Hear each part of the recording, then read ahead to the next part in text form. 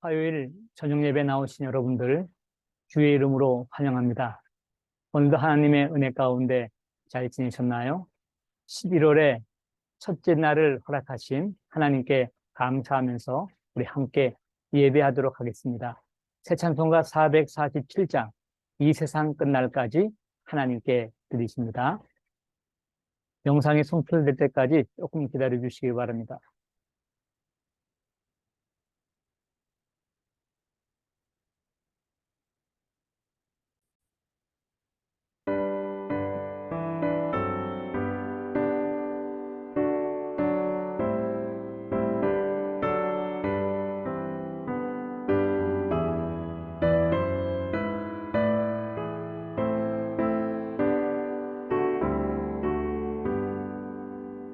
이 세상 끝날까지 주 섬겨 살리니 내 친구 되신 주여 늘 함께 하소서. 주 나와 함께 하면 전쟁도 겁없고 주 나를 인도하면 늘 안심하리라. 나 주를 따를 때에 주 약속하신 것 그 영광 중에 모두 이루어 주소서.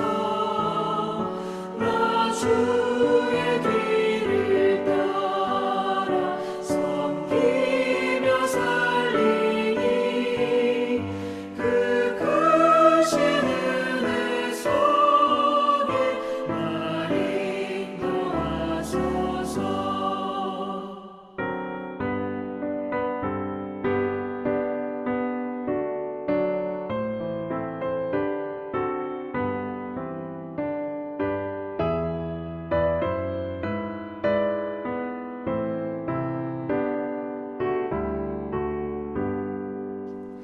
이 세상 온갖 시험 내 맘을 흔들고 정악한 원수들이 압박해 있으나 주 나를 돌보시사 내 맘에 되시고 내 옆에 계신 것을 늘 알게 하소서.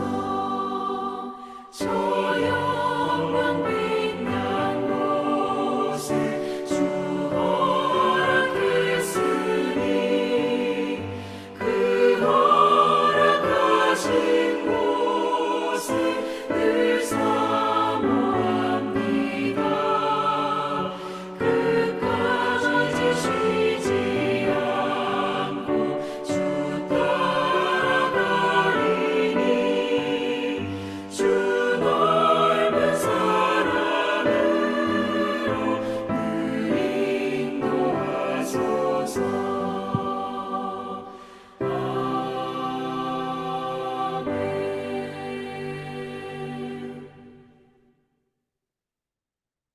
기도드리시겠습니다. 아버지 하나님, 11월의 첫날 화요일을 저희들에게 선물로 허락하여 주시고 이렇게 하나님 앞에 나와서 함께 또 온라인으로 예배를 드릴 수 있도록 하시니 감사합니다. 오늘 하루 가운데 함께 하신 그 하나님의 은혜, 또 하나님이 우리에게 허락하신 그 힘과 능력, 그 사랑과 신실하심을 인해 감사를 드립니다. 이 예배를 통해 영광을 받으시옵소서. 그리고 이 시간 하나님의 거룩한 임재를 예배하는 모든 사람들이 경험하게 하옵소서. 주의 말씀이 우리의 힘이 되고 능력이 되고 양측이 되는 것을 경험하게 하여 주시옵소서. 영과 혼과 육이 새롭게 되는 이 밤이 되게 하옵소서. 예수 그리스도의 이름으로 감사하며 기도드립니다. 아멘. 이 시간 받을 하나님의 말씀, 창세기 42장 1절부터 17절까지의 말씀입니다. 성우의 낭송을 통해 기록는 말씀 들으시고 또 스크린에 나오는 자막을 통해서 눈으로 성경 구절 읽어보시기를 바랍니다.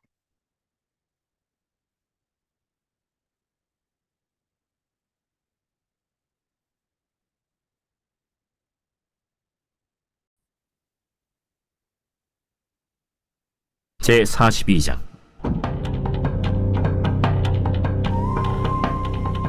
그때 야곱이 애굽에 곡식이 있음을 보고 아들들에게 이르되, 너희는 어찌하여 서로 바라보고만 있느냐? 내가 들은즉 저 애굽에 곡식이 있다 하니 너희는 그리로 가서 거기서 우리를 위하여 사오라. 그러면 우리가 살고 죽지 아니하리라. 요셉의 형 10사람이 애굽에서 곡식을 사려고 내려갔으나 야곱이 요셉의 아우 베냐민은 그의 형들과 함께 보내지 아니하였으니 이는 그의 생각에 재난이 그에게 미칠까 두려워함이었더라. 이스라엘의 아들들이 양식 사러 간 자 중에 있으니 가나안 땅에 기근이 있음이라. 때에 요셉이 나라의 총리로서 그 땅 모든 백성에게 곡식을 팔더니 요셉의 형들이 와서 그 앞에서 땅에 엎드려 절하매 요셉이 보고 형들인 줄을 아나 모르는 체하고 엄한 소리로 그들에게 말하여 이르되, 너희가 어디서 왔느냐? 곡물을 사려고 가나안에서 왔나이다.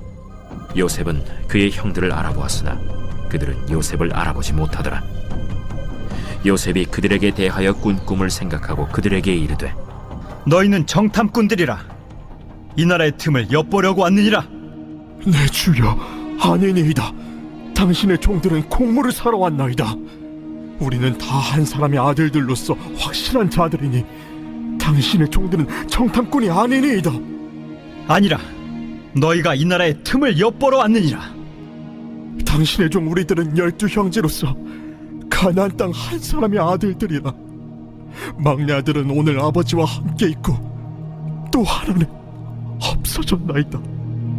내가 너희에게 이르기를 너희는 정탐꾼들이라 한 말이 이것이니라.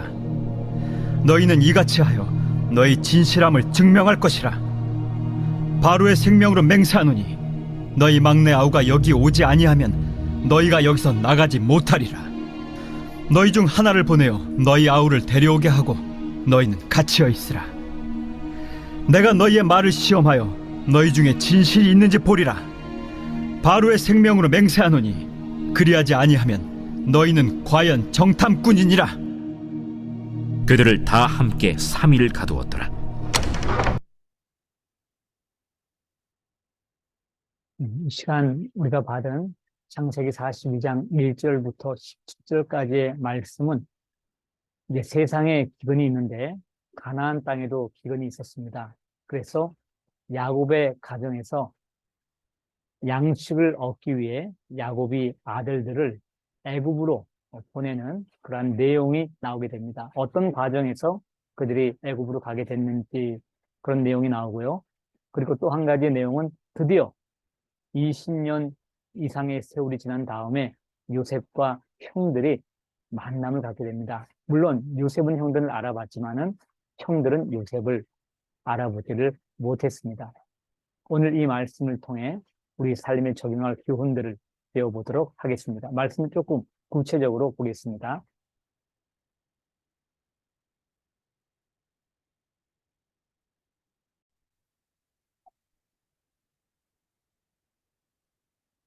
그때에는 세상에 기근이 있을 때죠.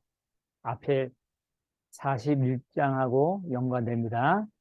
세상에 기근이 어떻게 됐어요? 심할 때입니다. 야곱이 애굽에 곡식 있음을 보고 아들들에게 이릅니다. 너희는 어찌하여 바라만 보고 있느냐라고 하는 거예요. 자, 2절 한 절 더 보겠습니다. 야곱이 이렇게 얘기합니다. 내가 들은즉, 앞에 우리 번역은 봤다 뭐 그렇게 표현했는데 결국 들었겠죠. 그리고 뭐 사람들이 음식을 갖고 온 거 뭐 눈으로 볼 수도 있고요. 내가 들은즉 저 애굽에 곡식이 있다 하니 너희는 그리로 가서 거기서 우리를 위하여 사오라. 그러면 우리가 죽지 아니하리라라고 하는 거예요. 자, 이때 야곱의 나이가 어느 정도 됐을까? 이제 애굽에 나중에 들어가게 됩니다. 그건 아들 요셉의 추촌이죠. 그때 애굽 왕 바로 앞에 섰을 때 야곱이 얘기하기를 자기의 인생이 험악한 인생을 살았는데 130년의 세월입니다. 라고 해서 이때가 130세, 약 130세죠.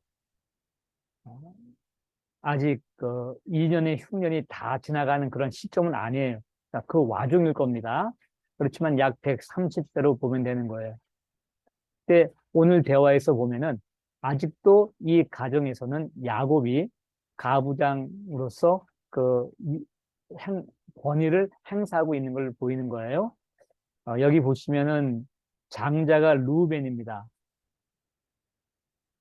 루벤이 있지만은 루벤이 장자로서의 역할을 현재 잘 감당하지 못한다는 걸 보는 거예요. 그래서 아버지가 답답해서 이렇게 얘기하는 거죠.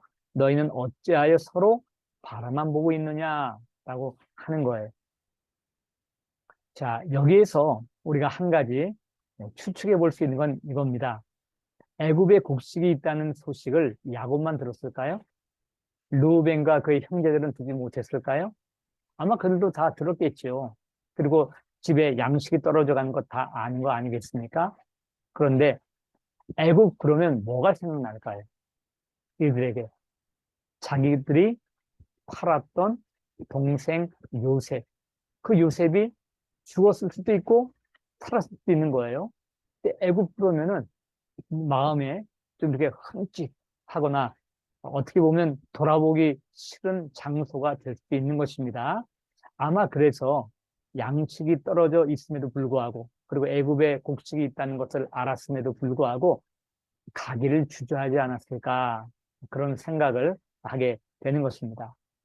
여하튼 이런 과정 가운데서 요셉의 형 10사람이 애굽으로 곡식을 사러 가요. 재밌는 표현을 합니다. 요셉의 형 10사람이 이제 가는 거예요. 요셉의 형이라고 이제 얘기를 합니다. 그 앞에 보면 이제 아들들에게 이렇게 얘기했다라고 하는 표현이 1절에 나오고요. 그럼 요셉의 형입니다. 자, 이들은 거기 가면 무슨 일이 벌어질지를 알지 못하죠. 그건 우리 인생하고 마찬가지입니다. 우리는 이 골목을 지나가면 그 다음에 무슨 일이 일어날지 모르는 그런 인생을 살고 있는 것이죠.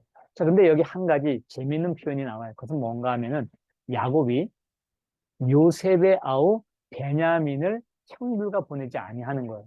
근데 그 이유를 성경은 이렇게 얘기합니다. 이는 그의 생각에 재난이 그에게 미칠까 두려워함이었더라라고 하는 거예요. 물론 이 재난은 가나안에서 애굽 가는 길 약 한 7일 정도의 여정입니다. 지금처럼 이런 첨단 과학 시대 그리고 굉장히 치안이 잘 돼 있다고 하는 이런 시대에도 사실은 외국에 여행한다는 건 쉽지가 않죠. 무슨 일 당할지 모릅니다. 그런데 지금로부터 수천 년 전에는 얼마나 더 열악했을까요? 그러니 가는 길에 재난 당할 수도 있을 거예요. 그러니까 그걸 두려워했을 수도 있습니다. 자, 그런데 더 우리가 생각해 볼 것은 뭔가 하면은 혹시 야곱의 마음 가운데 지난번 요셉이 없어진 것, 짐승에게 물려서 찢겨서 죽었다라고 좀 추정은 하는 건데 확실치는 않잖아요. 그런데 그때 이 형제들이 요셉에게 어떤 해를 가하지 않았을까 하는 의심이 야곱의 마음 가운데 있지 않았을까 하는 것을 우리는 이 구절에서 유추해 볼 수가 있는 거예요. 자, 여하튼 간에 베냐민의 나이가 사실은 적지 않죠. 이때 뭐 한 20대 정도의 나이는 되지 않았을까요? 요셉이 팔려갈 때가 17세인데 그때 몇 살밖에 되지 않았다고 해도 이미 지금 세월이 13년의 세월이 흐르고 30대가 됐으니까 그리고 7년의 풍년이 왔고 그리고 아직 2년의 흉년이 다 완전히 된 건 아닌데 그래도 대략 이 정도의 세월이 흐른 거예요. 몇 년이요? 22년. 두세 살 됐다고 해도 지금은 거의 한 25, 6세 청년의 나이입니다. 근데 베냐민을 그들과 보내지 않았다라고 하는 표현에서 야곱의 마음을 우리가 엿볼 수 있다라고 하는 것입니다. 자, 이렇게 해서 형제들이 결국은 애굽으로 내려가게 되는 것이고요. 그리고 놀라운 사건이 일어납니다. 자, 그때로 시작한 오늘 본 말씀이 또 때가 나와요. 이때는 언제입니까? 기근이 심하여 요셉의 형들이 가나안 땅에서 애굽으로 온 때입니다. 그때 요셉이 하나님 나라 애굽의 총리로서 그 땅 모든 백성에게 곡식을 팔았다. 자, 그런데 여기에 보면은요, 놀라운 게 요셉의 형들이 와서 그 앞에서 땅에 엎드려 절했다. 자, 이 엎드려 절하는 꿈 때문에 형들은 요셉을 결국 팔게 돼요. 그 꿈이 어떻게 이루어지는가 보자. 우리가 꿈을 아예 붙여버리겠다라고 해서 요셉을 죽이려고 하다가 그냥 죽이지 않고 종으로 팔아버린 거잖아요. 그런데 결국 그 꿈이 이루어지는 거예요. 참 놀라운 일이죠. 조금 더 나가겠습니다. 자, 요셉이 형인 줄은 알아요. 그런데 모른 채를 합니다. 이유가 있는 거예요. 나중에 보면 그것이 나와요. 그런데 형들은 요셉을 알아보지를 못하는 거죠. 아마 이때는 통역을 세웠을 것이고 요셉은 일부러 애국말을 했을 것입니다. 그리고 그 복장이라든가 모든 그런 것들이 뭐 도저히 옛날 자기들이 팔았던 동생이라고는 생각할 수 없을 정도였을 테니까 알아보지를 못했겠죠. 자, 그런데 요셉이요. 9절에 중요한 그 표현이 하나 나오는데요. 꾼 꿈을 생각을 하고 얘기를 하는 거예요. 그들에게 이르되 너희는 정탐꾼들이라 이 나라의 틈을 엿보러 왔다. 꾼 꿈을 생각을 하고 언제 꾼 꿈이요? 17살 때 꾼 꿈이요? 무슨 꿈이죠? 형들의 곡식단이 자기 단에게 고기를 숙이는 것, 절하는 거였어요. 또 하나의 별하고 그리고 해와 달이 자기에게 절하는 그러한 꿈이었습니다. 그 꿈을 생각을 했다라고 하는 것입니다. 그리고 나서 이제 한 얘기가 갑자기 얼토당토 않게 너희는 정탐꾼이라 스파이다라고 하는 거예요. 너희가 이 나라의 틈을 엿보러 왔다 라고 하면서 아주 애매한 누명을 씌우는 것처럼 보이는 것입니다. 근데 당시 이제 제 대상들은 이 나라 저 나라 돌아다니면서 물건을 파니까는 어떤 경우에는 그들을 스파이로 고용을 해갖고 정보를 얻는 그런 경우도 있어요. 그래서 굉장히 무리한 추측은 아닌데 여튼 간에 요셉은 꾼 꿈을 생각을 해서 그렇게 했다는 얘기입니다. 자, 그러면 여러분 생각해 보세요. 요셉이 17세에 그 꿈을 꿨어요. 그리고 13년의 세월이 흐르죠. 30세 때 총리가 됐다고 하니까. 그리고 7년의 세월이 흘러갑니다. 풍년이요. 그리고 약 한 2년의 세월이 흘러서 흉년이 지금 되고 있어요. 이건 약 2년이라고 합시다. 그럼 이 도합이 얼마예요? 이 세월을 다 합치면은 이 13년, 여기까지 합쳐야죠. 13년에서부터 22년 7 플러스 2니까는 약 22년이에요. 약 22년, 그러니까 한 20년 이상 세월이 흘렀는데 그 꿈을 생각을 한 거예요. 그런데 여태까지 꿈을 잊고 있다가 형들을 보니까 갑자기 꿈이 생각났을까요? 그렇게 보지는 않습니다. 요셉이 전체 사건을 해석하는 그런 태도로 봤을 때, 그리고 어떻게 그 모든 시간들, 종으로서의 시간, 죄수로서의 그 억울한 시간들을 보낼 수 있었을까라고 했을 때 그냥 무조건 하나님 의지했다라고 볼 수도 있지만 거기에 더해서 하나님이 자기에게 2번이나 사인을 준 그 꿈은 반드시 하나님이 이루실 것이다. 원래 꿈을 해석할 수 있는 능력이 있었잖아요. 자기의 꿈을 어렸을 때 어느 정도 정확하게 해석하는지 모르겠지만 이거는 예사 꿈이 아니다. 그렇기 때문에 그 꿈을 형제들에게도 얘기한 거 아니겠습니까? 그 요셉은 사실 어려운 가운데서도 그 꿈을 붙들고 살았다라고 보는 거예요. 나에게 꿈을 주신 하나님은 반드시 그 꿈을 이루실 것이다. 우리가 능히 그렇게 생각해 볼 수가 있는 것이죠. 그래서 형들을 만났을 때 비로소 꿈을 생각하기보다는 그 꿈을 계속해서 품고 있었다. 그리고 하나님이 이루실 것이다라고 했는데 드디어 이루게 됐다라고 하는 것이에요. 몇 년 만에요? 약 22년. 20년 이상의 세월이 지났다라고 하는 것입니다. 자, 여기에서 우리가 한가 생각할 게 있어요. 하나님이 주신 꿈이라고 해서 그냥 어느 날 갑자기 그렇게 아무렇지도 않게 이루어진다 하는 거 아닙니다. 굉장히 비싼 대가, 거기에는 눈물도 수고도 아픔도 고통도 다 들어갈 수가 있다라고 하는 거예요. 혹시 여러분 무언가 하나님이 꿈을 주셨는데 아직도 이루어지지 않은 게 있나요? 20년 이상 돼서 그 꿈이 이루어진 사람도 있습니다. 그러므로 여기서 중요한 것은 뭐예요?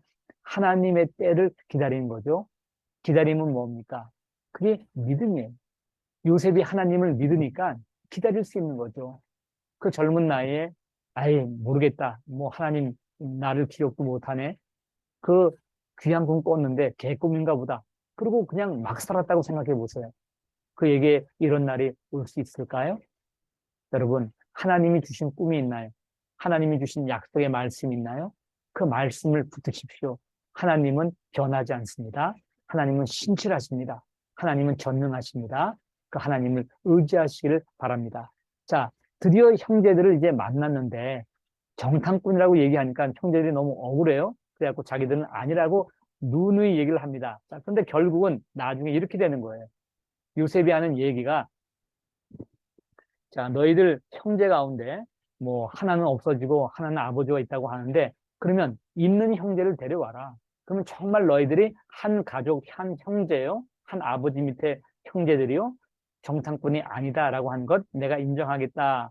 아주 어려운 숙제를 내는 겁니다. 그리고 이 숙제를 풀 시간을 조금 주는데 3일을 가지게 돼요. 13년 동안 종살이, 옥살이 했던 요셉이죠. 3일 가두었습니다. 보복인가요? 물론 일종의 보복일 수도 있겠지만 요셉에게는 뜻이 있었겠죠. 그 뜻은 무엇일까요?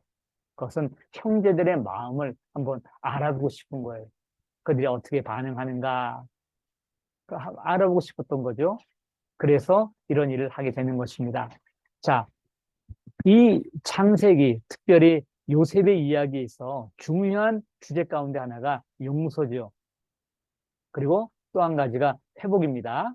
이제 거기에 시작 단계에 있는 거예요. 어떻게 이 20년 이상 그 쌓여왔던, 아니, 사실 그 전부터 시작됐죠. 아버지의 편애로 말미암아 형제 간의 반목, 갈등, 이 위기, 깨어진 형제들 사이, 이것이 어떻게 용서가 되고 회복이 되는가 하는 것, 굉장히 흥미로운 주제요, 이야기입니다. 그런데 오늘 우리가 간단하게 한번 적용해 봅시다. 만약 우리가요, 우리에게 엄청난 해를 입힌 사람, 우리를 노예로 팔아버렸어요? 뭐 그런 사람일 수가 있겠죠. 또 우리에게 엄청난 경제적인 손실, 아니면 육체적인 손실을 가한 사람이 있다라고 했는데 그 사람 만났을 때 여러분은 어떻게 대할 수가 있는 건가요? 뭐 정답은 용서하는 거잖아요. 근데 그게 쉽나요? 쉽지 않죠. 오늘 우리가 이 본문에서 다 보지는 못하지만 나중에 결국 요셉은 형들을 용서합니다. 그렇게 할 수 있었던 이유는 뭐예요? 자기의 삶을 하나님의 시각으로 해석을 한 거예요. 그래서 형들이 한 것이 아니라 하나님이 미리 보냈다. 그래서 지금 현재 이 세상의 구원자로, 그리고 우리 가족의 구원자로 나를 미리 보내서 이렇게 사용하신 것이다 라고 해석을 한 거예요. 그러면서 형제들을 용서를 하는 것입니다. 우리에게 있어서 용서의 근거는 뭔가요? 그런 해석도 중요해요. 우연히 일어난 거 아니지. 그건 하나님이 어떤 뜻으로 인해서 허락을 하셨을 거야. 그래서 저 사람이 나한테 그런 못된 짓을 했고 저 사람이 나한테 그런 어려운 일을 했을 거야 라고 해석할 수 있어요. 근데 한 가지 우리는 더 있습니다. 그건 뭔가 하면은 예수 그리스도의 용서예요. 예수님의 용서죠. 죽을 수밖에 없는 죄인, 영원히 죽을 수밖에 없는 죄인을 용서해 주신 거잖아요. 그 예수 그리스도의 사랑, 그리고 우리에 대한 죄 용서를 생각한다면 우리는 다른 사람에게 용서를 베풀 수가 있다라고 하는 것이죠. 10,000달란트 빚진 자가 100달란트 빚진 자, 그 빚에 대해서 너 탕감 받은 다음에 100달란트 내놔라라고 한다면 말이 안 되는 것처럼 우리는 갚을 수 없는 큰 사랑의 빚, 용서의 빚을 예수 그리스도께 졌어요. 근데 예수님께서는 우리에게 원수 갚지 말라라고 하는 것입니다. 그러면서 용서하라라고 하는 거예요. 예수님의 가르침은 한 걸음 더 나아가죠. 어떻게 하래요? 원수를 뭐 하라고 하죠? 사랑하라. 원수를 어떻게 하라고요? 선대하라. 원수를 어떻게 하라고요? 축복하라. 원수를 어떻게 하라고요? 기도하라. 이런 삶을 사는 것이 예수 그리스도의 사랑의 빚진 자, 하나님의 사랑의 빚진 자의 삶이다라고 하는 것입니다. 기도하겠습니다. 아버지 하나님, 오늘 요셉 가정의 이야기를 통해서 우리 삶에 적용할 부분들 저희가 찾아봅니다. 또 요셉과 형제들의 만남을 통해 용서에 대한 것들을 다시 한번 생각해 보게 됩니다. 하나님께서 한 사람에게 꿈을 허락하시고 20년 이상의 세월이 흘러 이루어지는 것을 보게 됩니다. 물론 그 꿈이 다 이루어진 건 아직 아닙니다. 그런데 하나님의 약속은 틀림이 없습니다. 변함이 없습니다. 하나님은 신실하시기 때문입니다.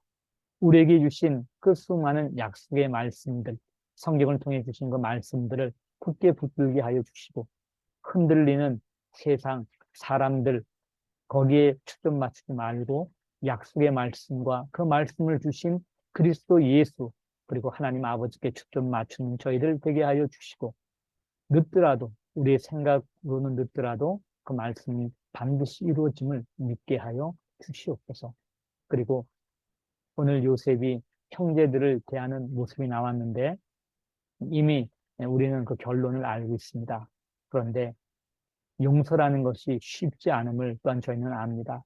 혹시 우리 가운데 용서의 문제로 갈등하는 사람이 있다면 이 시간 예수 그리스도의 보좌 앞에 그 십자가 앞에 다시 한번 나오게 도와주시고 우리가 어떠한 큰 죄 가운데 죄를 용서받고 하나님의 자녀가 되었나를 알게 하여 주시옵소서. 그리고 성령 하나님의 도우심을 구하게 하옵소서. 예수님께서는 용서하라 하셨고 사랑하고 선대하고 축복하고 기도하라고 했사오니 성령 하나님의 도움으로 그렇게 살 수 있는 저희들 되게 하여 주시옵소서. 예수 그리스도의 이름으로 감사하며 기도드립니다. 아멘.